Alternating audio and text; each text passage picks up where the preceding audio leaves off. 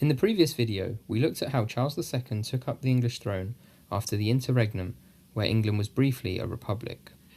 The early years of Charles's reign involved greater tolerance of religious and political dissent, but with Anglicanism the unmistaken state-approved religion of England. What followed was 3 years of terror and misery for the English government. First in 1665 came the Great Plague. Like most pandemics, a few early cases were detected, but then soon snowballed into a number that was impossible to ignore. Charles chose to flee London at this time, and the court was moved to Oxford. You may think this would cause political problems for Charles. While his city was being ravaged by an horrendous epidemic, he was safe and away from his subjects. Yet there was no national anger about this to any great extent. Instead, it was viewed as a pragmatic step and a necessary one to preserve the successful running of England. Early modern European governments were not expected to protect its citizens from disease in the same way they would be now, so the backlash to the crown was fairly limited.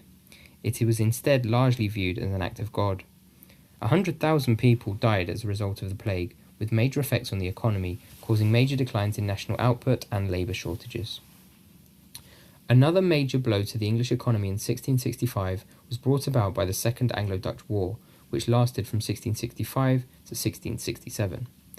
England and the Netherlands were both Protestant nations, however they both wanted the same trade routes in Asia, Africa and the Americas.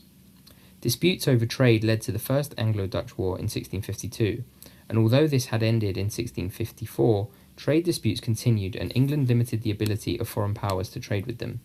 In 1665, war broke out for a second time. The war started out successfully for England, with them employing superior tactics to the Dutch to win the Battle of Lowestoft. England was already reluctant to have the war run on too long due to the cost of sustaining it, but their position got even weaker due to the aforementioned plague and the Great Fire of London, which we will cover soon. In 1666, with war continuing, the Dutch finally landed a major blow of their own against the English. It came in the shape of victory at the 4 Days' Battle. As a result of this victory, England was more vulnerable, and that vulnerability was exploited by the Dutch in their 1667 raid on the Medway.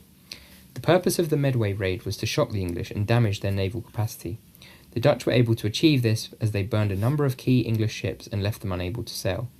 A key symbolic victory was added to the raid when the English flagship HMS Royal Charles was captured intact, further underscoring what a humiliation this was.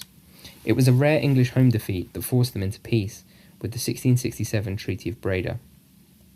While England had long-term benefits in keeping New Netherland, which later became New York, the Dutch kept their trading territories in Asia, meaning England's prestige and economy suffered for little benefits in the war.